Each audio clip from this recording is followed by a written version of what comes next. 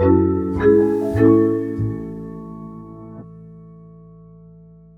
guys. Welcome back to the More Than Makes podcast. I'm Martin, And I'm Yasmin. and today we have a little special episode, actually. As you can see, there's no Christmas hats if you're watching the video. Yaz is actually wearing one, better than me, one-upping me there. But this is a slightly different episode in that it's been 2 months since More Than Medics has started, Ooh, and okay. we've really enjoyed the journey, Yaz and I, and the team as well. And we just wanted to share some presents with you all. Yeah, do you Yeah. want to explain the nature of said Yeah. presents? So what we've done is we've gathered five presents or little reflections that we've thought of to kind of reflect on how far we've come within the past 2 months. It's actually been a longer journey, realistically, from the start of our idea onwards, but officially 2 months since we launched More Than Medic. So we thought we'd share our reflections on here um, to share with the audience so you guys can kind of see the progress, how we've set this up. There's a lot of successes and also challenges that we face, and hopefully some people can relate to that, especially anyone who's also planning on setting up, let's say, startup or is interested in the journey. Yeah. And yeah, we'll try and release this on Christmas Day. So, you can just watch this on repeat on Christmas and do nothing else. I get the Uh, Christmas movies. um, yeah. So, who wants to go first? You want to go first? Okay, I'll go first. I'll go first. I'll go first. So, I guess one of the first things, I guess chronologically as well, is the power of sort of, I guess, professional friendships and connections. Um, and I think I don't want to say the word networking. I don't know why. I just feel like it's slightly, in some instances, it can be seen as slightly transactional, and I don't like that concept. I like the idea of making a connection for the sake of it. I think this has been mentioned a few times, yes, like in at least two of the podcasts we've done. Yeah, In Dr. that Lab. yeah, in that you like invest in the connection for the connection's sake rather than any benefit that they can bring. Yeah. But the power of that has been really big for us because we have Yasmin and I lots of different friends who are medics at different stages of their careers in different universities if they're med students as well. And being able to leverage that and ask these friends to share our like trailer and like different opportunities within their networks has made a massive impact. Like, I mean, on our launch day, like we did, we got a lot more people on board than we thought we would, Yeah. and I think that just set up sort of a snowball effect, and got things moving a lot faster in terms of people being aware of us, and that all came from just having professional connections. Um, yeah, do you have anything to add to that? You Yeah. took my point. That was actually my first point. So As I'm a bit annoyed now that you've taken that. But yeah, no, I think that kind of highlights how much of an impact that has had on both of us for this journey. Um, I think that it's the power of the community. And when we talk about connection, like Dr. Lavin says, it's authentic connections. So not just like you said, having that transactional um kind of deal with them where you go, okay, if you share this, I'll help you in this way. Like actually building that friendship up in a sense, not only just with our own personal friends, but then within our professional networks. Like, for example, when we first thought of the idea of More Than Medics, we reached out to certain people to ask them for advice. For example, like Dr. Laz, Dr. Ali, and we were able to reach out to them, for example, Dr. Ali, because of the friendship and the connection I've had with her in the past, working with her niche tank, etc. So it just felt very natural to get her advice. And without their advice, we wouldn't have then maybe gone ahead and set up More Than Medics. And then even now, we have that kind of connection where we're always happy to support them with whatever they do. Like yeah, Dr. Lads recently released his phenomics thing, and we were there to support, etc. So I think it's do check that it out. yeah, well, so Cool. yeah, check that out. But Yeah. I think that shows the power from the community if you actually take time to invest in the connection, invest in the friendship. And I think also without that community, we wouldn't have got that reach, especially that organic reach. And I think that's something that we're still working on within More Than Medics, trying to build those connections, etc. But I think yeah, it's kind of that power of collaboration Oh, that's really important. Very nice. Okay, so that's the first one polished off. That's more of a conjoined one, I think, now, because that was Yeah. easy on top. Do you want to go for your second one then? Yeah, I think kind of linking to what you said earlier. So you mentioned how through the support that we've had, we were able to have a really big launch. We had like over 19,000 views on our launch video, which was immense. And seeing all the metrics blow up was really exciting. But I think kind of like what Dr. Tashbani said, it's not all about the metrics, especially when you're doing this. And it was actually the comments that we received from the friends, from supporters, from our community, our M2M community, that I think was the most powerful thing and actually was that motivation that kept us going in a sense. Seeing how much of an impact it's made on people already. For example, the newsletter, people being able to, join new opportunities through that, increasing that access, but actually seeing that in a qualitative form, like in the form of comments, etc. I think is really powerful. And I think this is something we're still wanting to work on more, I guess, as we go on and do more research into this problem. I think focusing on that qualitative, like actually hearing from the community, what do they want, what are the problems they're facing, and how can we help them with that journey, I think is really important. But I think it's just refocusing.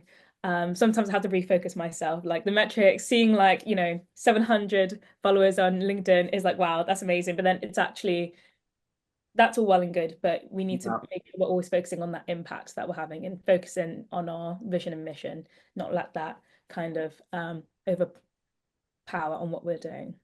I don't know if you relate to that.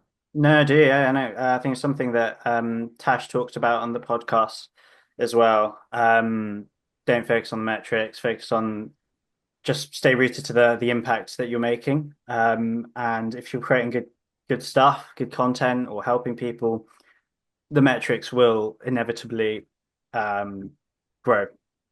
Yeah, no, nice. Okay. Next present from me. So I think it's just reflecting on more than medics and since starting it, we've done a lot of work, haven't we, as in terms of behind the scenes, formulating things and trying to get things together. Um, and it never felt like work. It Mm, never felt like we were actually, you know, I don't know. It felt fun. It's the opposite of work. Or well, in this case, both at the same time. We're working and having fun, and I think that's really special because since More Than Medics, before that, I've never really enjoyed. I don't know, doing revising my GCSEs, A levels, and then medical school exams as well. But doing this is really, I've just really enjoyed it, and I think that hones down on what we're trying to do with More Than Medics as well, in that we're trying to help people and ourselves find opportunities, career avenues that really interest us and that we're passionate about. And I think me and you starting More Than Medics and enjoying this journey so much and it not feeling like work is a testament to the fact that this is something that could, help a lot of people, ourselves included, in that we can find hopefully a lot more fulfilling careers if we really passionate and enjoy the different activities that we do. mm. So that was something for me, just a personal sort of, I guess a bit of evidence for me that what we're doing can and will hopefully help people. I've got a question to follow up. Why do you think you don't see this as work? Why do you think you just see this in a sense like another hobby that you're doing? What makes it not like work? Hmm. Why am I passionate about it? I'm passionate about it. Why am I Mm, passionate about it? I think, well, it's because this is a problem I'm acutely having right now. I don't know what I want to do in terms of my career. I have no idea whatsoever. And so it's really nice creating something that is starting, hopefully, we hope, to address my problem and hopefully other people's problems. In that, what do I do with my life, basically? How do how do I lead a fulfilling career? How do I do things that energize me? All those sort of questions. I think in doing this work, I'm slowly uncovering what I enjoy and what I find fulfilling. Um, So yeah, I think that's why. I think it's also different. It's very different to, our normal workload as medics, as, sort of just memorizing for the most part, to be honest, isn't it? And it's almost regurgitating. But this is like more creative. You're sort of creating something, and it's also like a longitudinal project as well. Laz was talking about it in this podcast. Once we create a podcast or a blog or whatever it is, it's out there forever. And can look back on that, and that can be useful for people in 1 year, 2 years, maybe not too far into the future. Maybe there's a use by date, but I like the fact that we're creating something, and it's new, it's novel, and it's something that is there always. It's not something that's sort of lost to time. Yeah. So I think that's why that was a very long-winded answer. Do you ever, well, why are you passionate about it? I think probably the same reason, to be honest. I think also that I'm passionate about access. Yeah. Like as you know, outside of my studies, I do a lot of work in terms of like social mobility and improving access for all. And I guess the first step to actually gaining a fulfilling career is getting involved in different opportunities and having that access opportunity so you can actually understand what your career could look like. Um, and I think being able to facilitate that already within our newsletter, for example, like we've been able to see people have been able to access different opportunities, have messaged us saying thank you. Um, I think that just really fulfills that side of me that I'm really passionate about, provides that rewarding feeling. So yeah, Yeah. that's one Being thing I access for me as well is important in that I intercalated at Imperial. I go to Cardiff University. And there was quite a stark difference in terms of opportunities just by nature, not because of the universities necessarily, even though Imperial is a world-class institution, just by nature of being in London as well. There's just so much going on. And so what we want to do with More Than Medics, obviously, is I believe medics in Cardiff or medics somewhere not in London get should have equal opportunity to the opportunities that medics in London receive. And so More Than Medics is a free service, obviously trying to address access in that way as well, yeah. helping medics across the country access opportunities because, equally talented, equally in need of said opportunities. So yeah, no, access is a big thing for both of us, I think. Yeah, definitely. Nice. Okay. Your turn? So for my third present. So my third present is relating to consistency. So I think when you create something or when you have the idea, you're like, okay, like when we did our launch video, it was really exciting. We published that and I was like, that's great. But then the realization hit when it was like, okay, we now actually need to be posting and providing value. And to be able to show people the value you're providing, it means you need to be consistent. And being consistent is very hard. I've noticed that it takes a lot of effort. You see these content creators out there or, others out there, and you see them publishing, let's say on LinkedIn or Instagram every day, and you're thinking, okay, yeah, they've got that time, but it's actually so much more effort than one thinks, because you have to, for example, if we talk about our reels, Martin will go through the podcast, he'll edit all the different clips of the reels, he'll then add on the captions, he'll then upload it, send it to me. Then I have to create the Canva thumbnail, and then I have to create the caption, then I have to upload it at a certain time and date, tag the people. It's a lot of work. It's a lot of small steps, which you wouldn't think take as much time, but then when you add up the time together, it's a lot of work. Um, and obviously you need to be able to be consistent to get that engagement from your audience and for your audience to then actually gain trust in what you're providing. Um, and I think, yeah, I think it was that realization that it's a lot of work. But I guess AI has really helped in Mm. this generation. Like, for example, being able to use AI for captions, being able to use AI to kind of tailor what content we put out, or just streamline things and make it easier. I think has been so useful.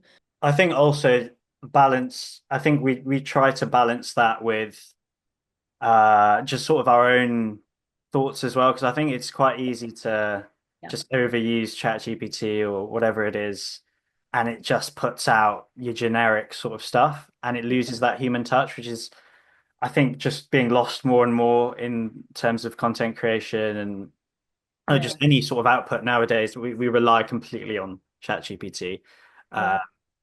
myself included, to be honest. So I think we need to, what we have been trying to do at least is use ChatGPT, but then personalize it Yeah. and make it genuinely useful rather than something that's just pumped out by GPT. Yeah, that's true. Yeah. So what was the original present? It was about like being consistent. Okay, okay, okay.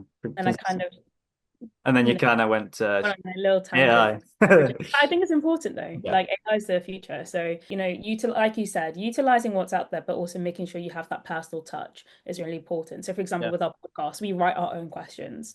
We don't chat GPT like the questions because we want to make sure it's yeah. got humanistic touch to it. Like it's actually Um, coming yeah, from our. we also don't like we just, it's just a It is also conversation, isn't it? just It's, a we have a conversation. little few things that we want to cover and then we sort of just go from there. Yeah. Yeah. No, good. Okay. My turn. What are we Yeah. on? Three? Number No, three? you're on number three, yeah. I'm on number three. Oh no, four, isn't it? Really? Nah, Yeah. I think it's three. Oh, it is three. It is three. Okay, Sorry. okay, okay. Okay. Um, so this one's drawing on something that happened um in more medics in terms of the team. So basically what happened was uh we're looking for new members of our team. And we onboarded someone quite quickly, I would say, in hindsight at least. At the time it felt fine. I think it was within an hour this person was on the team, um, in quite a sort of significant position.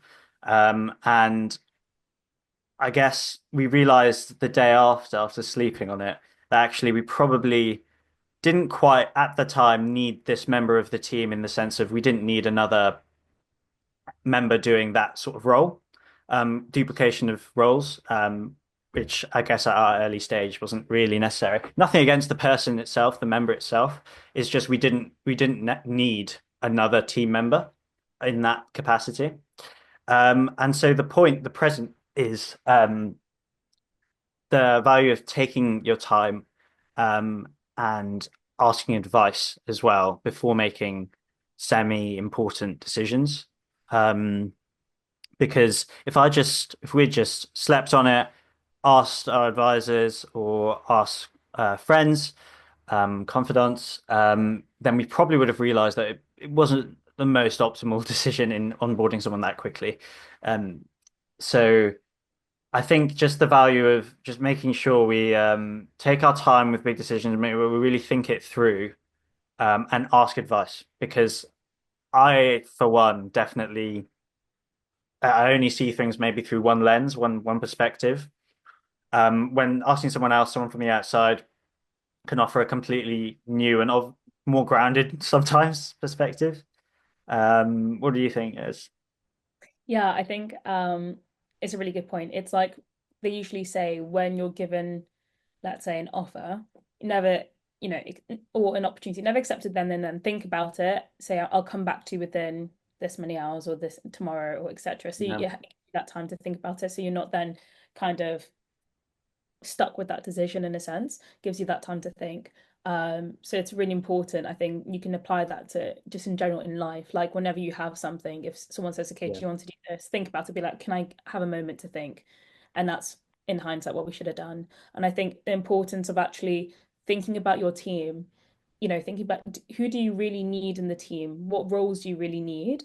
And I guess also thinking about like titles. Titles necessarily don't matter. It's about what role are they doing within the team, and is that role needed? Like the responsibilities, what responsibilities are they doing, and is that really needed? If it's not really needed, then you don't necessarily need to recruit them into the team. And I think that's important too. So at the moment, we're trying to have as a lean team as possible. yeah, So difficult to say. As lean team as possible because we want to make sure that we can try to do as much as we can. And then if we feel like we're missing something, then we'll try to recruit someone for those responsibilities specifically. So that's what we're trying to work on. And I think that kind of experience made us reflect on that even further and the importance of taking our time when recruiting people, and also ensuring we recruit people who are passionate. You can get people who are skilled for a role, but even if they're skilled for a role, doesn't mean they're going to deliver the role to the best ability. Yeah. And they won't have that passion that we share. And I think we've been very lucky that the people we've had on board really have that passion, which has really helped because it means they've gone above and beyond, Yeah. their own responsibilities, um, which is amazing. Seeing that environment where we can all help each other, people are not bound to those kind of responsibilities set. Yeah. Have that, they're so passionate that they have that freedom to suggest ideas to other members of the team and give Yeah. us more thoughts to play with. So yeah, I think there are some Mm. additional things I'd add. There's a team management present. Nice. Yeah, Yeah. little management. Okay. Your turn. It's my turn. Before. Okay, so this is number four. Yeah. Um, so number four is related to branding and the importance of it. Um, so when we were first setting up more than medics, it took us a while to kind of sort out what we'd want for branding. We had to do a lot of research, even though we did a whole marketing module in management VSC, we still had to do a lot of research into what we wanted. And I remember one of our initial conversations with Dr. Lamide was to make sure we get the branding right, especially because she does all that kind of graphic She loves branding. a bit of branding. Yeah. Yeah. Loves it. So she told us, make sure you get the branding right. It's really important. And at the time, I was like, you know, is it that important? Like, surely everything, getting your mission right, etc., providing opportunities, all that, that's more important. And now I think on reflection, I realized by us spending all that time on branding, it's really helped leverage our reach because now people recognize our logo and our colors just from the branding that we've Yeah. designed, which is really like special. Like people have said, yeah, I recognize, I remember seeing a reel because, your colors are used or the way the M, sign in the box, etc., coming outside the box. And I think that really just highlights the importance Yeah. of spending that time figuring out how to, make your brand stand out so people can recognize it because then that helps with reach engagement Yeah. and making people recognize us. And I think we still need to improve on it, definitely 100%. Yeah. Like on Instagram, I think we need a little revamp, etc. But yeah, I think I just underestimated the impact of it at first. Yeah. I wonder who made the branding. I wonder who made the branding. Don't So you want to trumpet that? Yeah. No. No. No. It's good. team It- effort, but obviously, yeah. I Yeah. The would branding was principally. I mean, I think Yaz is the more graphically creative one. I would say. For sure. but it was definitely it was a joint effort though, It I was a have to joint say. effort. There was some. There was. Yeah. It was mainly you. Yeah. No. No. No. It was joint. And just as a little Easter egg, if anyone cares, um, I don't think people know what the logo is trying to symbolize. Do you want to explain? Do you Yeah, want to... so I can explain. So our logo, hopefully you can put it on screen, maybe like Oh yeah, I can. on the Yeah, side here. do that. But it's an M and it's like kind of coming outside the box because for more Yeah. than medics, we're medics who are going outside the box, doing different things, exploring our passions while keeping our clinical side, for example. So we kind of wanted to symbolize that through the M, like making its way out Yeah. Yeah. the little gradients as well. So that is what I thought. The M's in the box. The medic is in the box, and it's trying to go a little bit out, a little bit outside, but not too far. Maybe you want to keep both clinical and non-clinical. So that's why the M's in the middle. I don't think we thought It's about that at the time, but genius works from out quite nicely. me. Yeah. So yeah, I don't know why but I thought I'd just address that I because think it's quite nice because people may not realize the difference. yeah. Okay, Uh, yeah, good. so that is my present. The gift of your exceptional branding. Oh, thank you. You're the one who called it exceptional. Right. So number four for me. Yep. Okay. So this one is okay. This one is like accept and embrace your lack of knowledge. Mm, You personally, yes. No, no, no. All of us. I'm joking. Accept and embrace your lack of knowledge. So me, myself, I don't know much about many things. I wouldn't say I know much about anything particularly. But I think knowing that and accepting that has allowed me to learn so much more. yeah. Because if you can, like, if you just realize that actually I know nothing, and you just ask, people, medics in this space, like on the podcast, for example, um, the simple questions, the ones that maybe are slightly embarrassing to ask, so you think, those are the ones where you can learn the most. And I think being vulnerable in that sense, in like your knowledge, can make you learn so much more. Um, and I guess like Tash Binney on the podcast, she talks about being vulnerable as a in sense of mental health. And I think this is like the same sort of concept, but being vulnerable in the sense of what you know can allow you to learn so much more. And in her being vulnerable in mental health has allowed her to, I guess, get in control of her mental health more. So I think there's a parallel there. And I think, yeah, I think being more vulnerable in the sense of what I do and don't know has helped me learn so much more in asking those simple questions. Yeah. Well, what would you say to that? Yes. Yes, yeah, like well, I you don't know know, if that made sense. yeah, no, 100%, because you'll never know everything about something. And setting up a startup, we've never had experience of it before. Yes, we did a management BSc where it might have taught us some principles and foundational knowledge, but to actually apply it in practice is so much harder. And actually that requires new learning. Um, and I think Yeah. by being vulnerable and understanding that you don't know it all means that you're then more willing to ask for help and reach out when needed. And I think I think that's something that we both did really well in the sense that we were very willing to ask for help, realizing that we realizing our capabilities and realizing that we needed that guidance.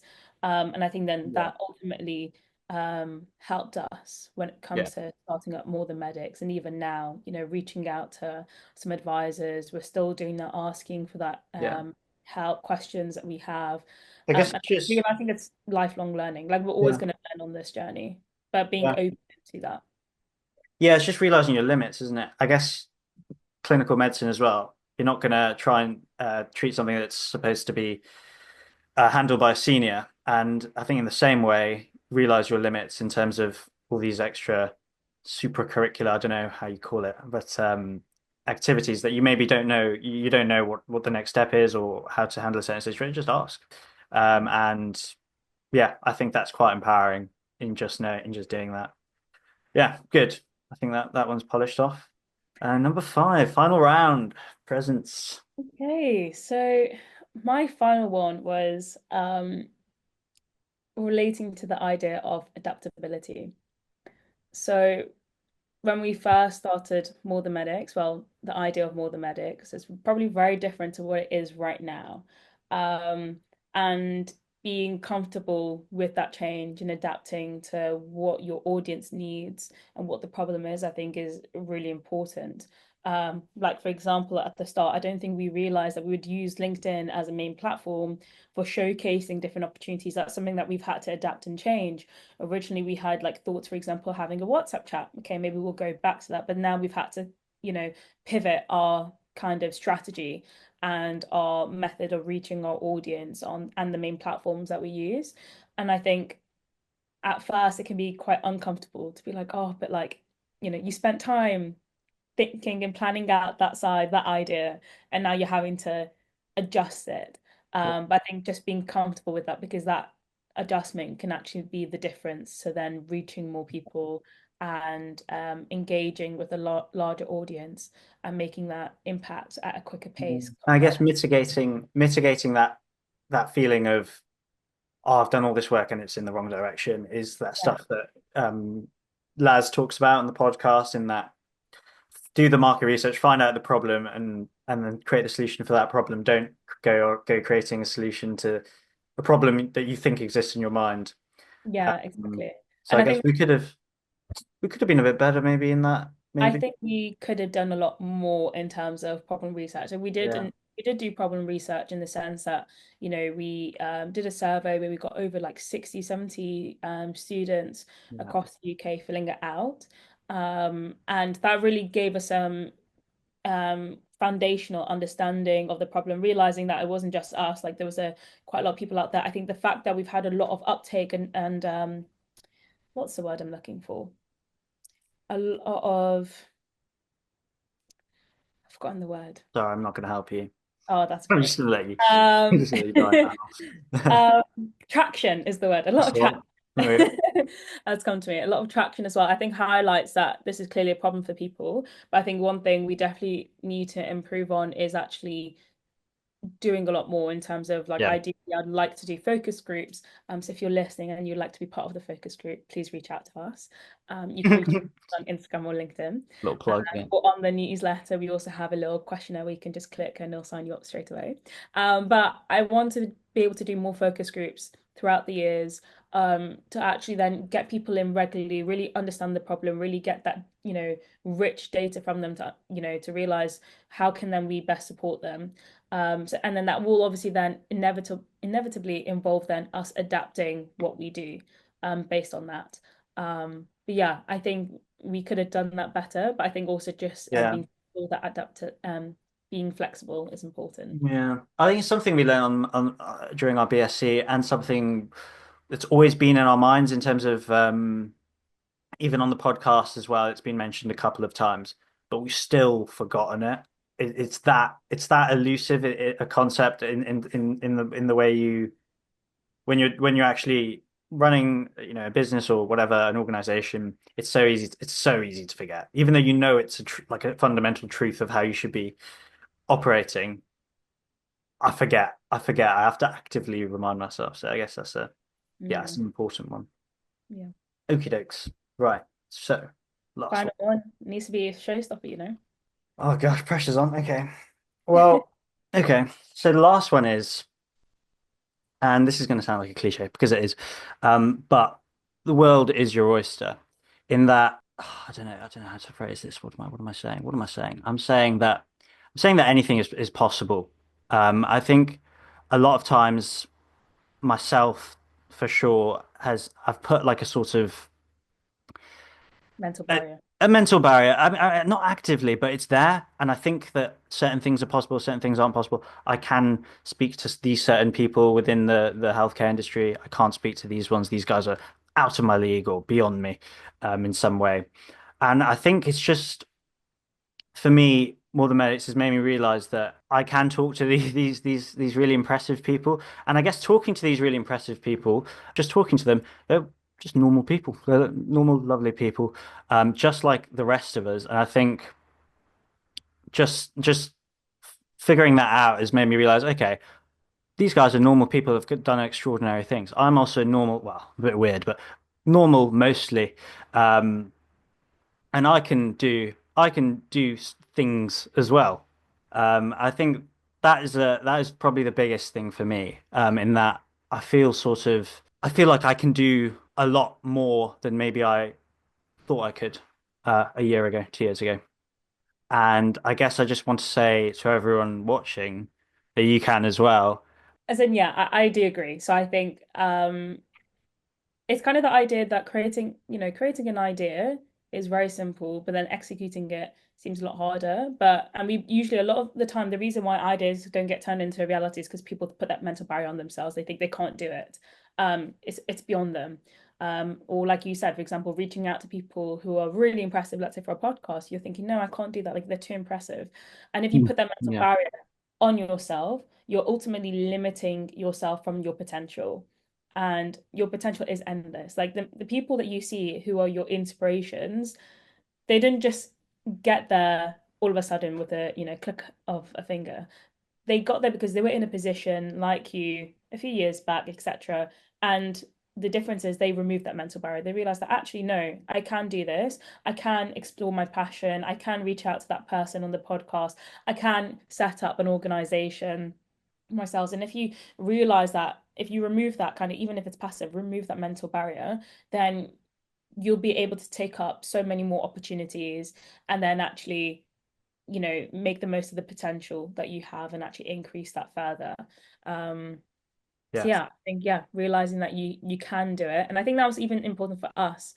I think Yeah. starting, before we officially launched More the Medics, I think we were both very nervous, very Yeah, scared. I mean, we could see like there were like potential like competitors and things like that Yeah. in the space. And I think after what 2 months now, we've realized that these competitors they're not competitors really. They're people that we can work with. They're people that we can partner Collaborators. with.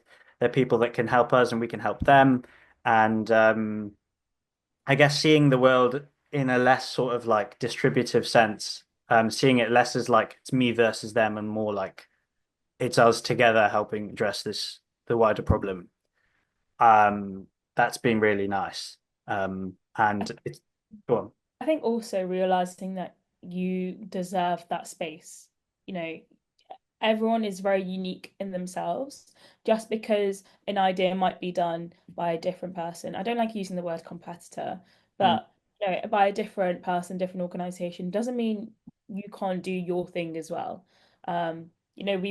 We can make that space. Everyone can make that space for each individual to go out there and do whatever it is that they want to do. Just because someone's done it doesn't mean you can't do your thought that you've decided to do. And I think, yeah, realizing actually that's kind of an extra present. You've given them a bonus present, but your competitors are your actually, they can be your collaborators. And I think we've already started to embrace that by, reaching out and yeah, already having conversations with some of the people who are doing very similar stuff to us. And I think that's been really rewarding actually, because it's realizing that we're working together in this space to make a difference to medics around the country or even around the world actually.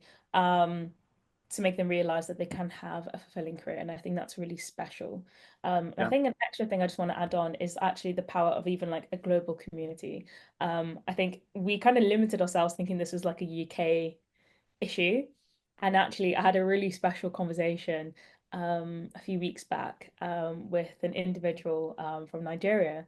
And it was the most crazy like conversation in the sense that I couldn't believe that I was speaking to someone who's, across the world in a different continent, and they were saying that they were having the exact same issue and that this was such a useful thing for them. And I think that was just truly special, realizing that impact of collaboration, not only within where you are, but globally. yeah, In that yeah. I reach. guess just yeah, don't limit yourself. I guess we limited ourselves in that way as well. Yeah. Um, yeah, I guess it's just yeah, steering away from that maybe that mindset and more so towards an attitude of be try and be positive as you can in any situation. Reach out to that person who you think you're not worthy of reaching out to, or set up an organization, or apply to a job or internship or whatever it is that you think is slightly beyond you. Actually, it isn't. Probably isn't. You're probably well within your limits to do that, and you probably will get it as well. I think that's the attitude we should all have, and I think in this space that we're trying to create, in that we're trying to find non-traditional, non-conventional opportunities, we really need to have that mindset in order to um, clutch or grasp any opportunities that may come our way. I think the attitude there, that positivity is the main thing. I think that's the main thing. That's And a very important thing. I think to add to that, that positivity is important, but I think what's more important is resilience in the sense that you can then go out and create that thing, do that, apply for that internship. But ultimately, as you're going through a process, you're going to experience failures. And I think it's very hard to say stay positive during those failures, but actually it's the resilience, realizing that, okay, those failures, in a sense, are learnings. They're Yeah, not going to, you know, they're not going to make you, don't think of it as, okay, that's it. If I had that failure, I need to stop this. Actually use that as your stepping stone to then going ahead further. You could do that by gaining feedback, by understanding what went wrong, yeah, etc. And if you have that resilience with that positivity, then you'll then yeah. be able to, bounce back from that and then succeed even further. Yeah. I think And yeah, it plays into that. Also, what I was saying about the accepting your own vulnerabilities in terms of what your skills and what you know or don't know. Failure is maybe you didn't know something that you now can action and learn a bit more about and then get better. So failure is just an area where you need to maybe learn something new or improve yeah. in a certain skill, and in that way your next step will be a bigger and better one. See that as an opportunity to learn. Yeah. Yeah, every failure is an opportunity. Yeah. We love opportunities at More Than Medics. Me too. We do Brilliant. love an opportunity. So that are all 10 presents right there that we've 10 had. with one conjoined, so 9. can drink. Sorry, Okay. guys. Uh, Short we sold you we give there. a bonus one at the end. So hope that our audience and listeners enjoyed that reflection, little ramble, but we thought it'd Big be ramble. a little special episode considering it's like our 2 month anniversary more than medics, and wanted to kind of have a personal episode as well where we get to kind of just talk about what we've gone through.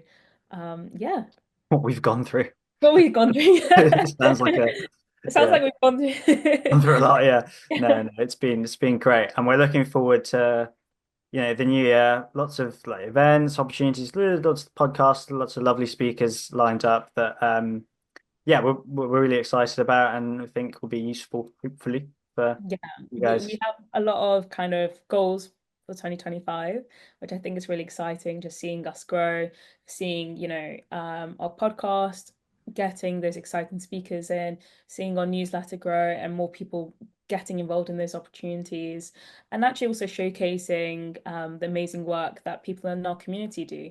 There are a lot of amazing medical students, doctors out there who are doing fantastic stuff in terms of exploring their passions further. And we want to showcase those amazing people in our community. And then, yeah, our events. So hopefully stay tuned for our launch event that'll be happening very soon in 2025, where you get to meet us in person and meet some amazing Like speakers. it's an honor to meet us. Yes, it's not an honor, but more importantly, we get to meet our community. Yeah, That's the yeah, main yeah. thing.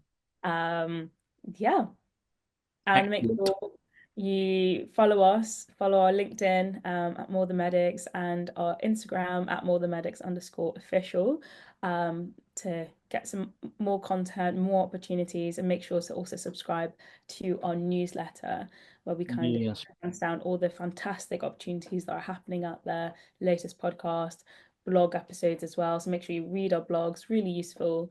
And if you'd like to contribute as well to our blogs, more than welcome. Yeah. Please Lovely. do.